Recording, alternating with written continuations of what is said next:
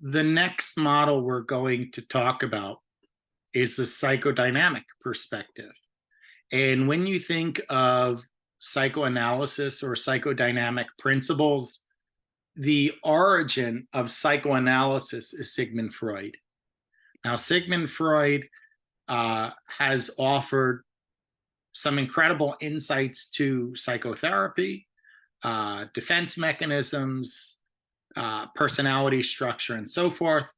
There are also some aspects of his theories that have been criticized, and we'll get into it.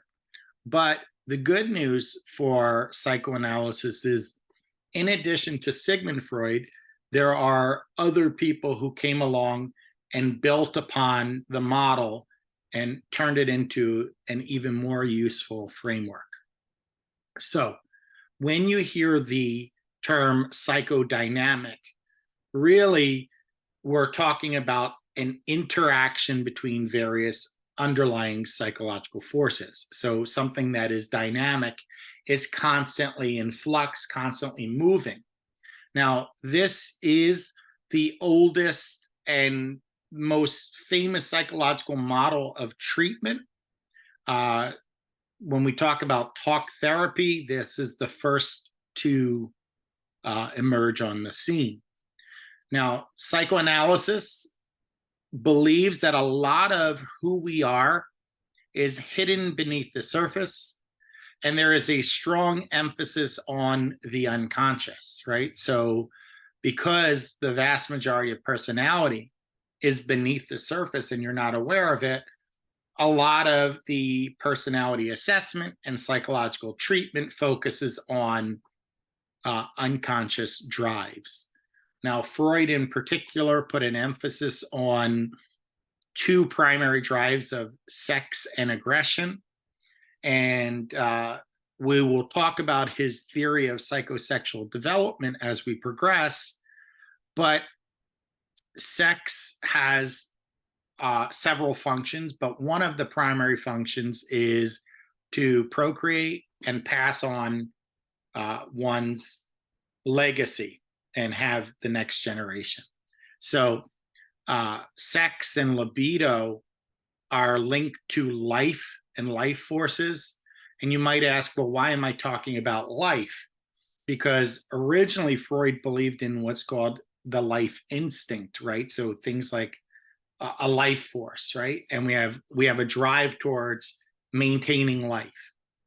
But around World War One, during what they refer to as the Great War, Freud said, you know what? The same way people have a basic drive to build and maintain life, we have a drive towards death and destruction. So you might hear eros and thanatos or thanatos, and those are eros is towards life, thanatos is towards death, and the root thano you might be familiar with if you're interested in MCU or Marvel Cinematic Universe. Thanos is, in terms of the Avengers, the primary villain and is linked with death and destruction. So you see thanatology as a study of death as well. So that root is linked to death. But moral of the story, these drives are pushing us even when we're not aware of it. Now, what is going to cause some level of abnormal behavior? Well, Freud would suggest that there's some kind of conflict between the various forces at play. Now, psychoanalysis is the talk therapy, the talking cure or the conversational approach to therapy. And what Freud did and how he got to psychoanalysis, he wanted to tap into the unconscious. And the first thing he used was the idea of hypnosis. And when he tried hypnosis, he discovered that some people were more responsive to hypnosis than others. And so, because of the inconsistent results, he wanted to try a different approach to tapping into the unconscious. He also tried to look at dreams and dream analysis. And Freud came up with a whole host of symbols that were what's going on beneath the surface. So you, in dreams, you would have the manifest content, which is what the client would say their dream was. And then you would have the latent content, which is all those symbolic happenings beneath the surface. So many of his dream symbols were sexualized symbols. So if you dreamt of an elongated structure, that was symbolic of a phallus or a penis. So if you dreamt of the Washington Monument, Freud would say there's some kind of sexual content there. If you dreamt of a train, that was again an elongated structure similar to a penis. If you dreamt of a receptacle, that was more of dreaming of a vagina. So if you dreamt of a swimming pool or a tunnel, these were symbolic indicators of a vagina, right? So, and if you dreamt of a train going through a tunnel, you were having some latent content of sexual intercourse, right? So that is basically dream analysis. But even dream analysis was inconsistent.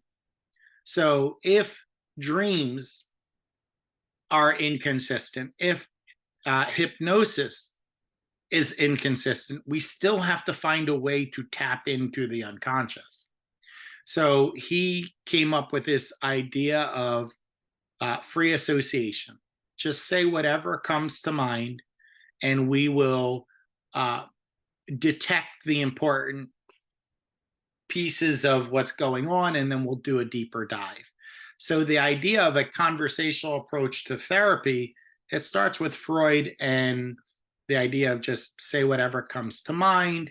If you look at early psychotherapy from a Freudian perspective, the person was not sitting up and looking directly at their therapist. It was not uncommon for them to be laying down on a couch and not facing their therapist. And Freud believed that if you made eye contact and you were looking at them, it's possible you might filter some more.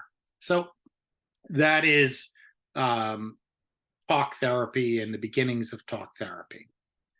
So there are three driving forces of personality. So if you were to talk about personality structure, Freud had what's called the tripartite theory of personality. And the three parts of personality are the id, ego, and the superego. Now, the id is the most primitive. It's governed by the pleasure principle, which does not defer gratification, does not make decisions based on morality. The pleasure principle is I want it and I want it now. So that idea of if it's going to give me some source of pleasure, I want it, right? Judgment, decision making doesn't matter. Social constructs don't matter. Morality doesn't matter. So you might hear the id referred to as amoral, lacking morality, or immoral, violating moral principles, right? So different books will describe it differently. So, but that's the id.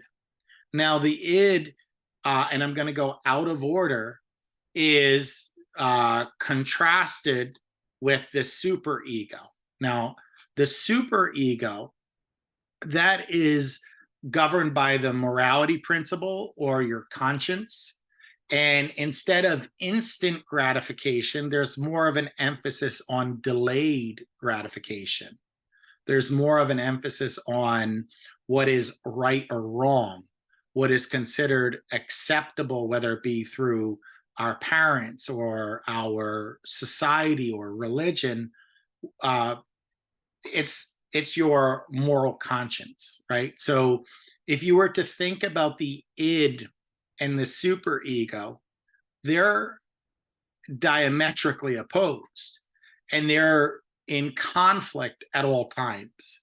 So I'm going to go back to the previous slide because I skipped it intentionally. If you only had the id and the superego, you would be in constant conflict. You would not be able to make decisions, and it could lead to some kind of psychosis, right? So we need to have another force. The third force is the ego. And the ego operates for two purposes. One, and I want you to take note of this, the ego balances the desires of the id with the values of the superego. And if you think about what I said, the id is desire-based, right? The superego is morality-based or values-based. So the ego has to be a mediator. It has to reconcile what the id wants, what the superego wants, and come up with a practical solution that both satisfies the id but doesn't violate your morality. So it's a mediator. The ego also helps us cope with stress. And one of the things that we know the ego does is it allows us to use things like defense mechanisms. And defense mechanisms are strategies we use to protect ourselves from anxiety. So I'm going to go back to the super ego slide and talk about, hey, we have these three parts of personality structure: id, ego, superego. These three parts are often in conflict. The ego has to find some kind of compromise between the parts, right?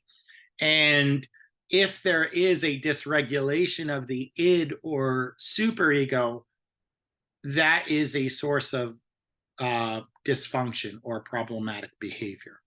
But I mentioned that the ego also has a second role, which is to help protect us against anxiety. And I'm not going to go through every defense mechanism on this slide, but I'm going to pick a couple and I'm going to show you how it might work. And what I have seen is that we all use defense mechanisms. We all use these minor distortions of reality to allow us to cope with anxiety. So denial. Denial is one of the more primitive defense mechanisms. It is to reject the reality. So it is not going to accept whatever that external source of anxiety is. So if a person is given a diagnosis that is, I don't know, a serious health diagnosis, or perhaps a potentially fatal health diagnosis, the natural reaction people do is say, I want a second opinion. And the reasoning why people want that second opinion is maybe the first opinion was wrong. So we're rejecting the possibility that the first diagnosis was correct. And the vast majority of people who get that second opinion, it confirms the first one. So it is a strategy one uses. Now, another example related to students is, let's say they took a test and they got a grade that they were not satisfied with. They might say, no, that can't be. Something's wrong. And what I recommend students do if they think that there's a problem with their grade is to review the items with their instructor. And the vast majority of the times, you know, there are very few errors on the instructor's test. So, but the knee-jerk reaction of, no, that can't be my grade is a form of denial, right? So that's denial. We also have rationalization. And rationalization is a process by which we justify our actions. right? So justifying our actions might be saying, hey, I'm in this really tough class and I need to do well in order for me to get into grad school, but the instructor is so difficult, I have to cheat. So if the instructor did not create such impossible tests, then I wouldn't need to cheat. Does that make sense? So it might be a justification or rationalization for cheating. Another example might be if you had a person who's in recovery, part of a 12-step program, and let's say it was Alcoholics Anonymous, and they get hired at a new job, let's say it's full time, and then a few months into the job, there are the holiday parties. So they get invited by their boss to their home for a holiday party, and they ride up the elevator to the penthouse, and there it is, the boss or CEO of the company greeting you with a shot glass of Johnny Walker. Now, if you are in recovery, what are you supposed to say? You're supposed to say, sorry, no, thank you. I'm allergic. When I drink, I usually break out with handcuffs in court cases, something to that effect. You're supposed to reject the alcohol. But what happens? A person might say, well, I don't want to be rude. Well, it's only one shot. Well, my boss is going to punish me if I don't accept it. And all of these are justifications for violating one's recovery, right? Because the correct answer is no, sorry, I don't drink. That would be the proper response. But all of a sudden, there's these justifications. Now, there are a couple others that I'll go through. Displacement. Displacement is a very common one.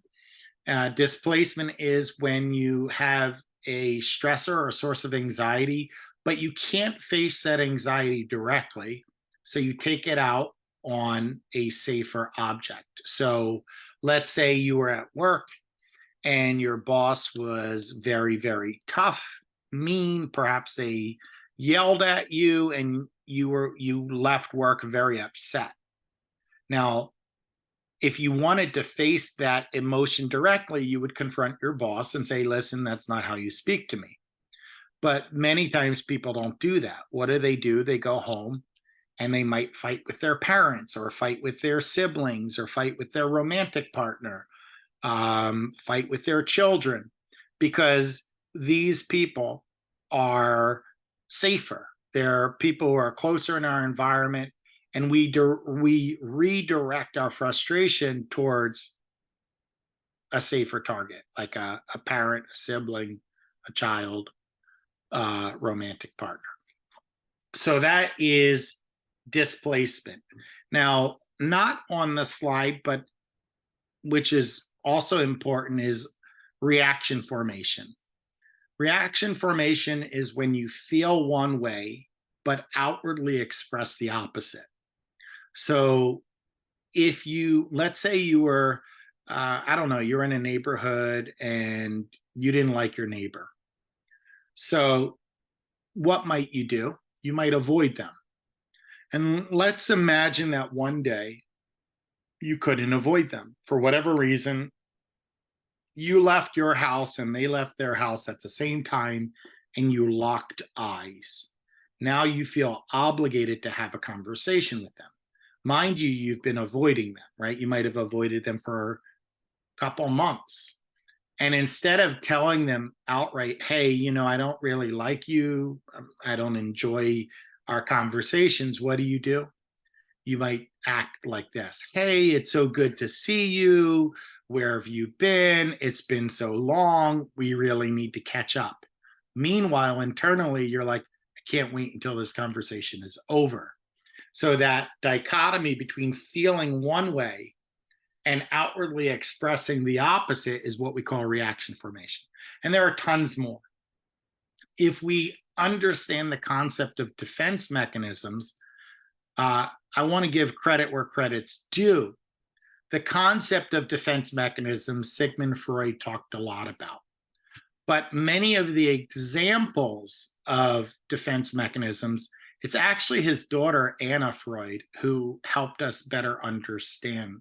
So, and then since then, there have been more modern examples of defense mechanisms through cognitive modifications and whatnot.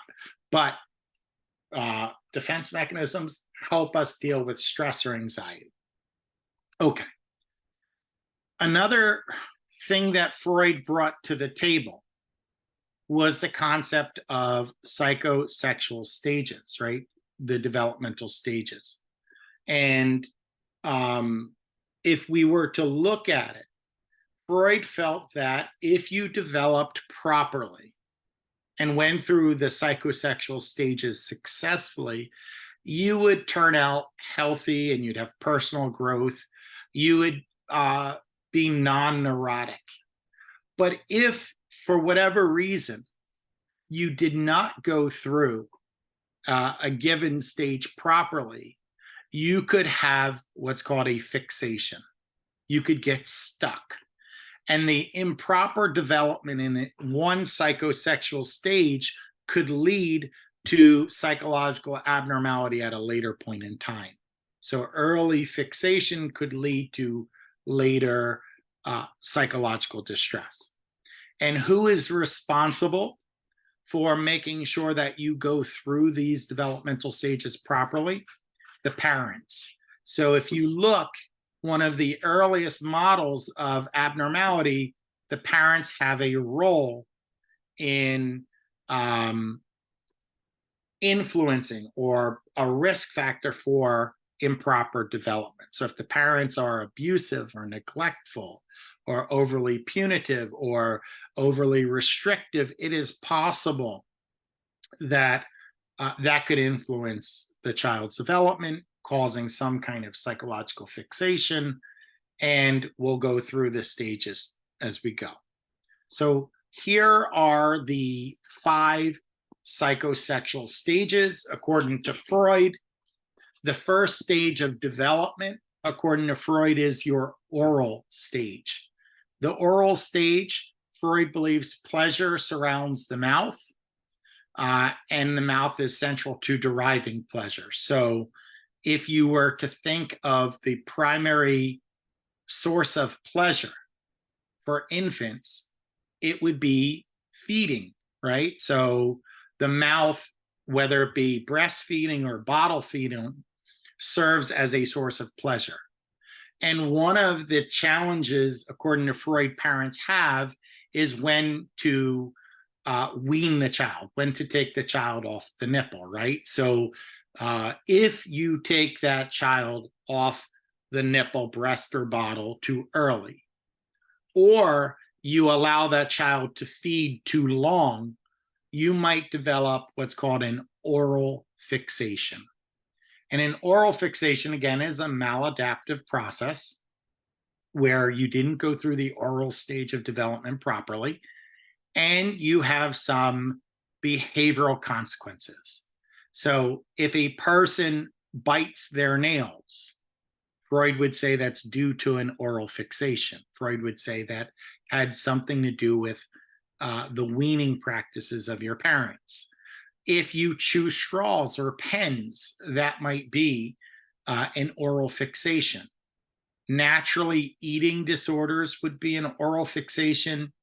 Substance use disorders would be an oral fixation. And that one isn't as intuitive, but I'll explain it.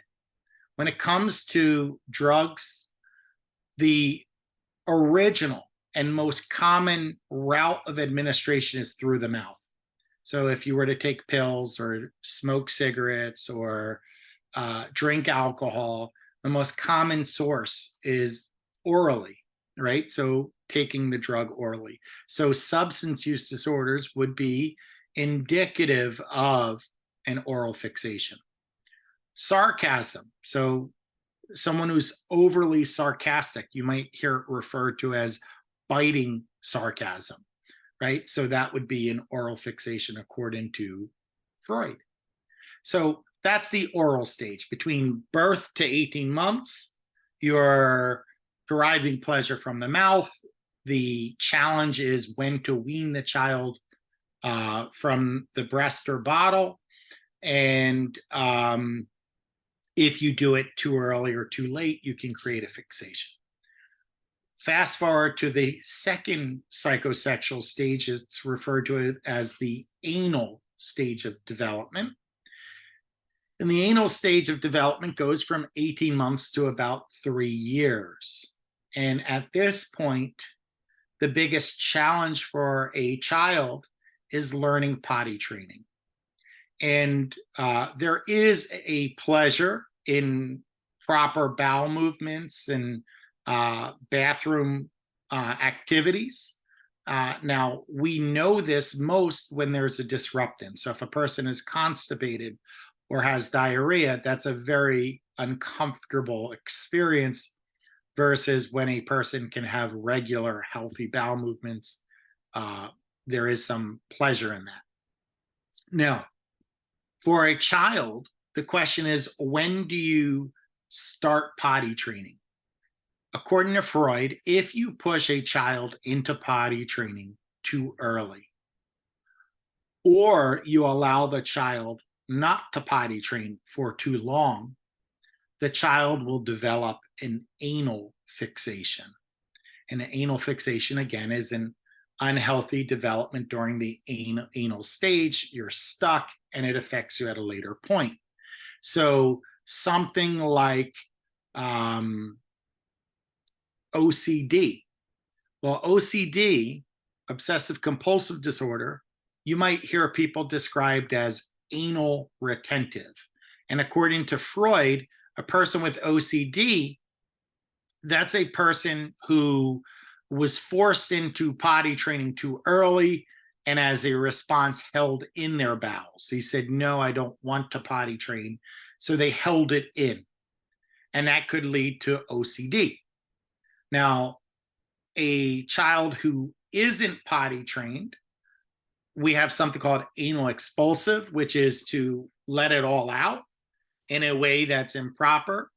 So a person who is more disorganized, a person with ADHD might have, according to Freud, an anal fixation. Now I see there's something in the chat.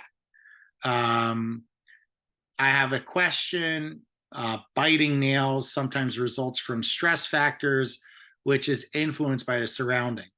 Does it mean that there is an abnormality in oral phase or oral fixation? So, George, according to Freud, the answer is yes. Yes. Now, what I will tell you, and when we evaluate Freud's ideas, some of the ideas he did very well with. The idea of personality structure is a well-researched, well-established idea. The idea of defense mechanisms, well-researched, well-established idea. The idea of talk therapy being effective at helping people grow, well-researched, well-established idea. Where Freud gets criticism is his psychosexual stage theories of development. He overly sexualizes the stages.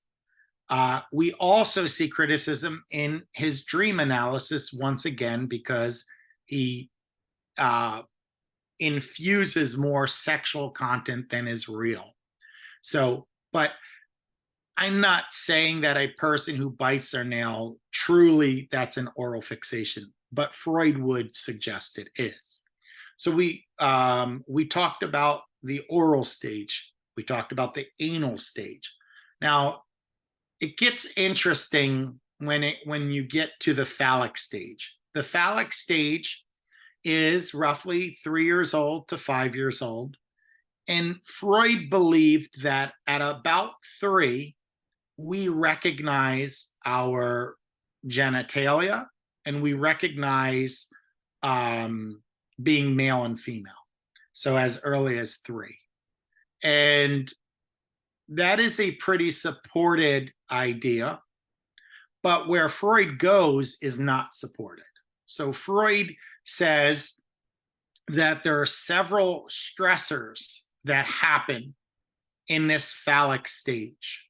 So there is this idea of the Oedipus complex. And the Oedipus complex is when a young male child looks at their mother and starts to have sexual desires towards their mother.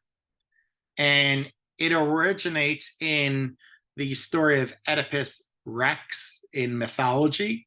But Freud says this happens where there is this desiring of one's mother.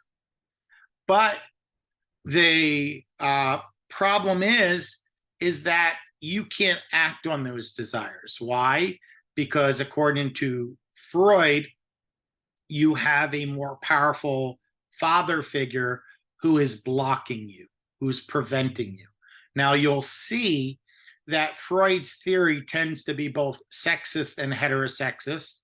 The assumption of a male-female couple, that already you could see that he assumes that heterosexuality is the norm. But what would happen if the male child attempts or does some overture towards mother? Well, the father is bigger and stronger, and there's an anxiety called castration anxiety. The fear that if one acts on it, the father would castrate the child.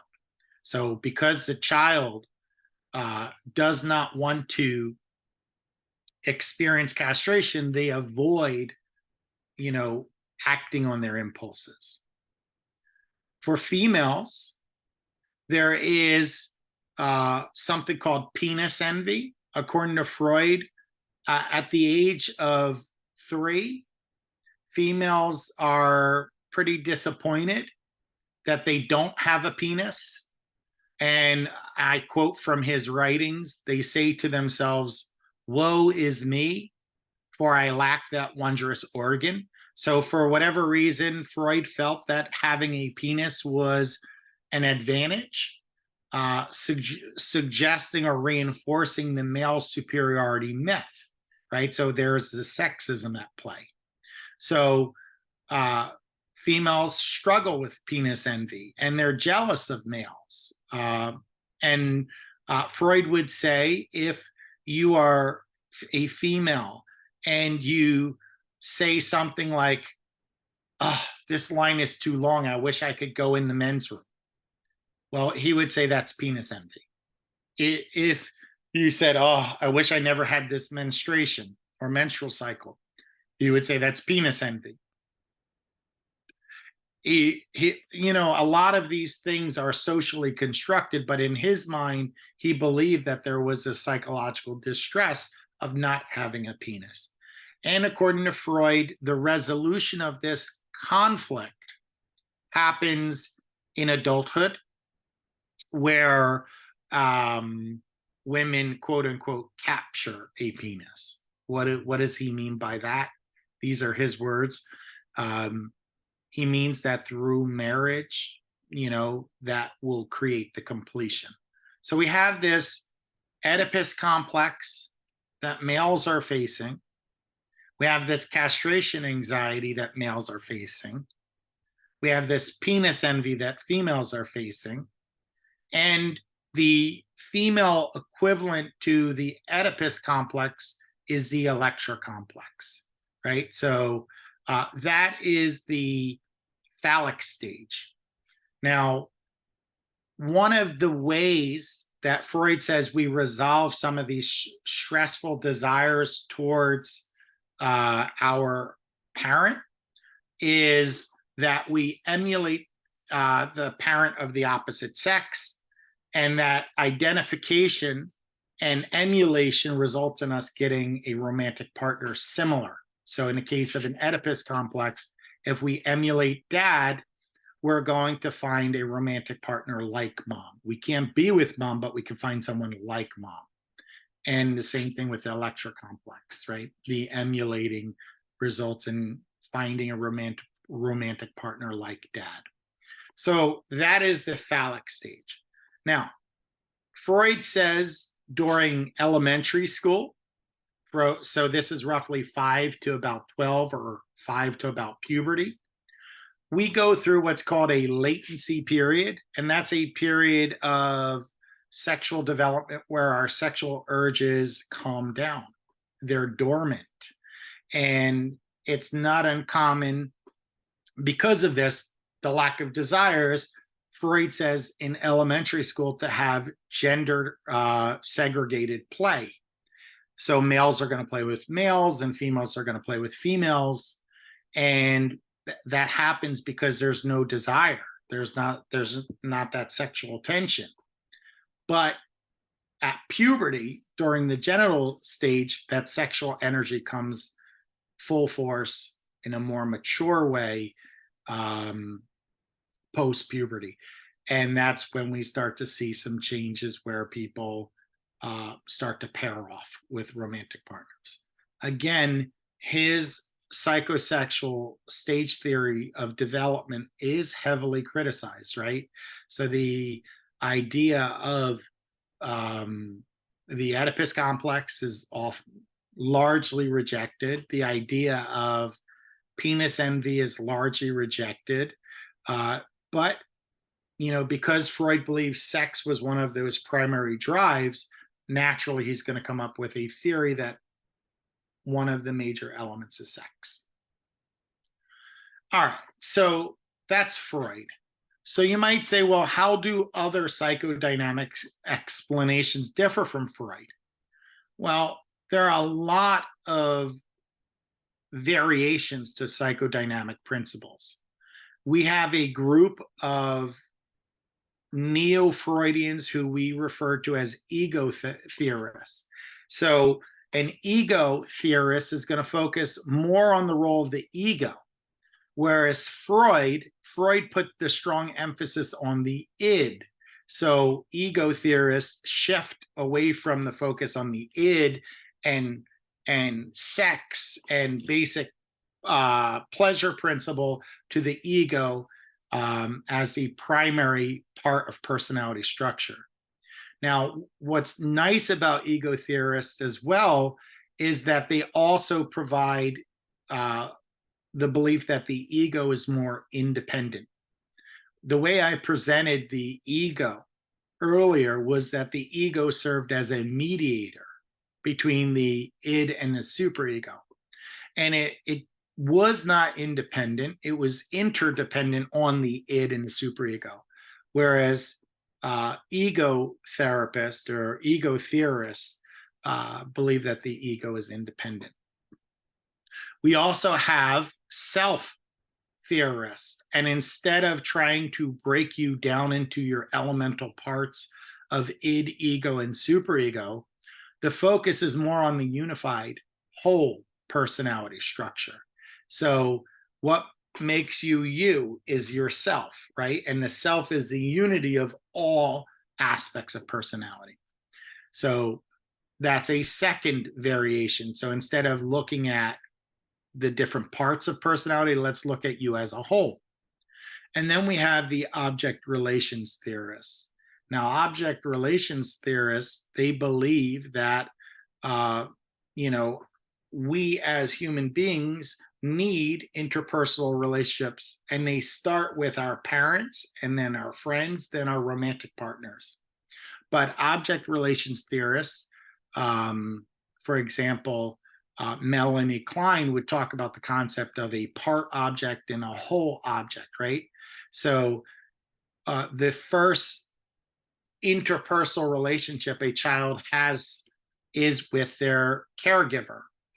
And if Freud was right that feeding was a primary focus of birth to 18 months, well, then object relations theorists would suggest that in infancy, the breast serves as a part object. And in infancy, the child doesn't fully know that the breast is connected to a person. And then the person is symbolic for what other relationships will look like. But eventually, the child will connect the breast with the nursing mother. And then there will be a bond or an attachment formed between parent and child. And depending on how healthy that bond is, that serves as a model of romantic partners in the future, that serves as a model of friendships in the future, and so forth. So there's a shift away from the id. There's a shift away from trying to break people into parts, and there's more of an emphasis on interpersonal relationships. So these changes are big, right? So if we were to look at therapy, well, therapy is going to look different based on Freud and Freud's followers, right? So if we think of Freudian analysis, we're going to think about past traumas, interpersonal conflicts, right? And the understanding of early childhood development impacting later points in time. These are core beliefs. Now, the therapist as a whole, right, they are not meant to be your teacher.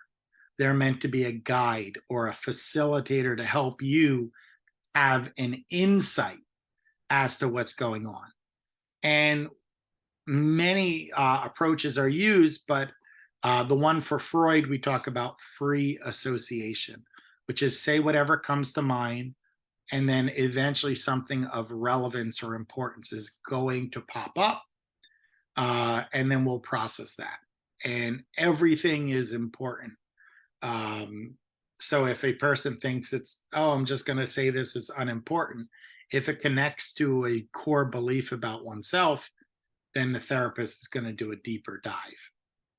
Now, when we talk about interpretation, so a therapist is going to try and interpret your actions. One thing that we see is resistance. Now, what is resistance? Resistance is when a person is not fully committed to the therapy process. Now, more often than not, this resistance is unconscious.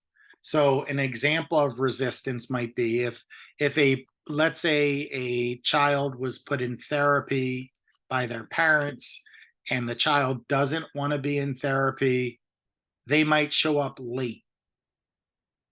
1 session, 2 sessions, 3 sessions. And they may not even realize that that's happening, and they may not even be doing it on purpose. But the therapist might say something that sounds like this: you know, I've noticed you've been late the last few sessions. What do you think that might be about?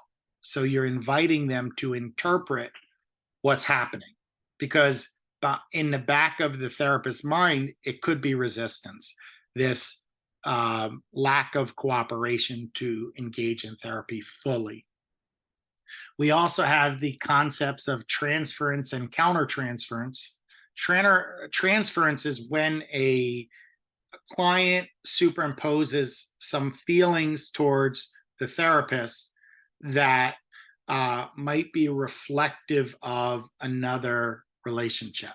So you can have a positive transference, you can have a negative transference, and you can even have an erotic transference. So a positive transference would be when the client projects positive feelings onto the therapist, right? And that might come from them wanting to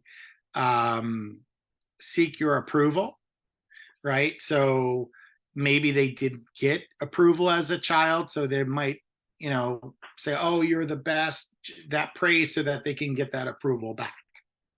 Negative transference is where the client engages in some form of hostility towards the therapist when that really isn't directed at the therapist, but it's because of some kind of other frustration. So let's say a client was talking to a therapist about their early childhood experience and then becomes very loud and starts screaming at the therapist. That anger really isn't directed at the therapist. It might be some of those negative emotions one has about their parent. So they can project those negative emotions or transfer those negative emotions onto the therapist. And then the third form of transference is an erotic transference. And this happens when the client becomes attracted to the therapist, and they start to think of therapy more than just, a, healthy treatment model, but they start to lust after their therapist. It does happen.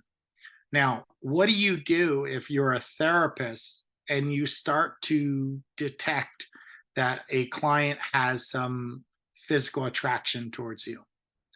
The answer is you set up healthy boundaries, and you stick to those boundaries so that if there is a boundary cross, you can educate, redirect, and potentially, if necessary, let that client go if it gets too far. So you set a boundary, right? You might even get some kind of oversight, some supervision to help you navigate this. Now, countertransference is the opposite. Countertransference is when the therapist projects their experience onto the client.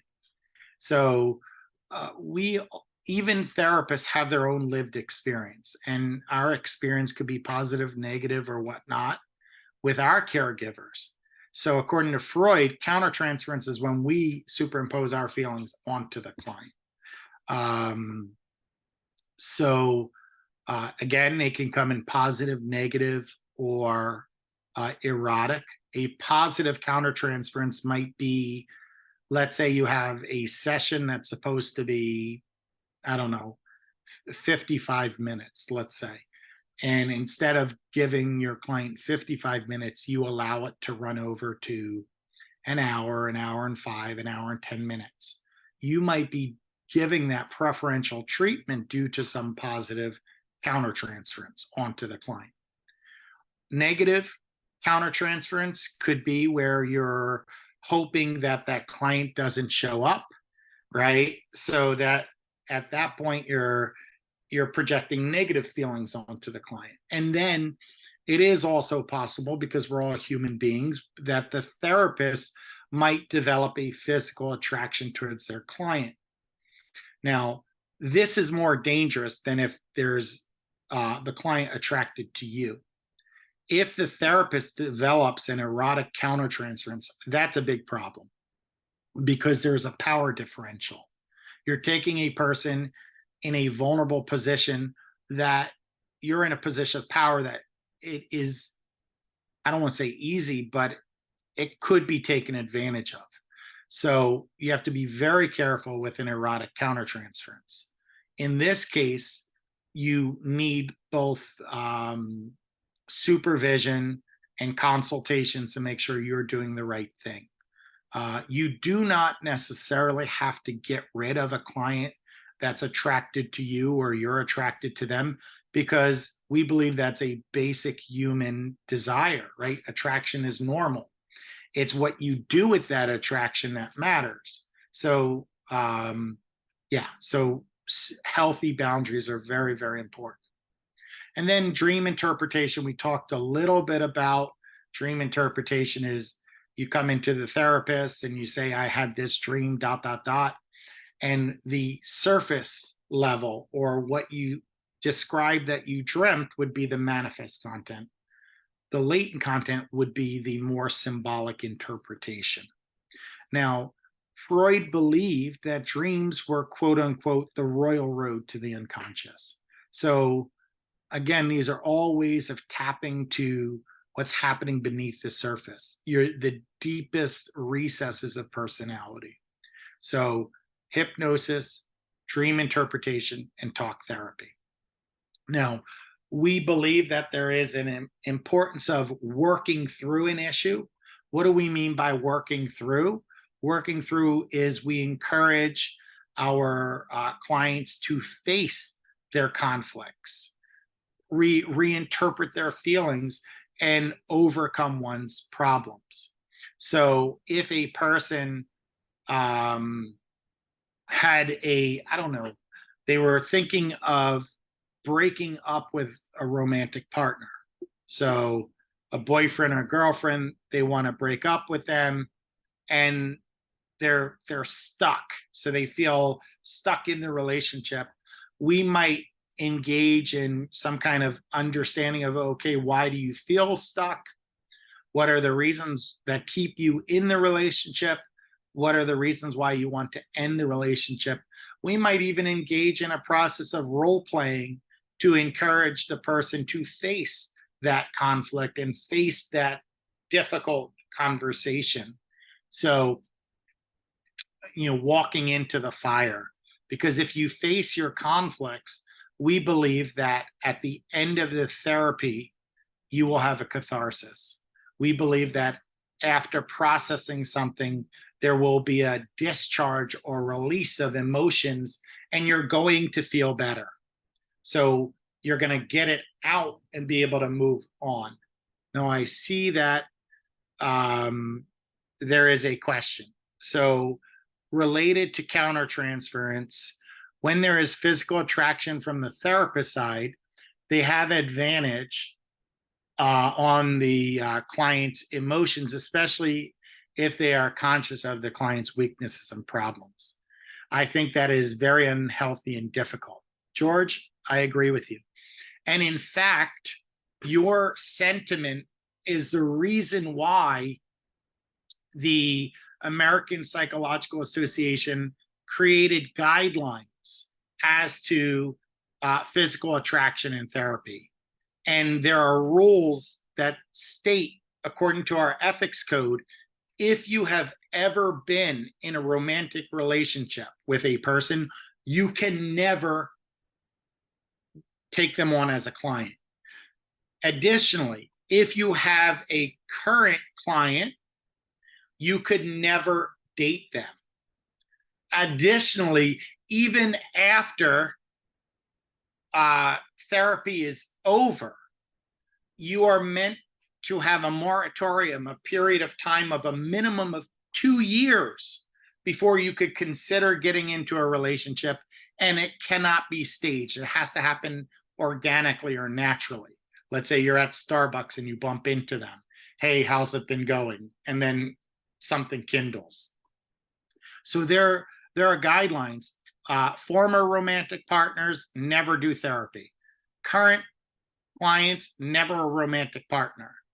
And during therapy, past romantic partners, or pardon me, past clients, potential romantic partners after several years. And these are very clear guidelines to protect the client. Now, why does the client need protection? It's simple, because if you were a client of Carl Jung, you would discover that he had many romantic/sexual experiences with his clients. He abused his power. So the APA Ethics Code comes out and says, no, we recognize what George is saying is true, that if you're in a position of power and you understand the vulnerabilities of your client, it's easy to prey on that. So we don't allow for that to happen.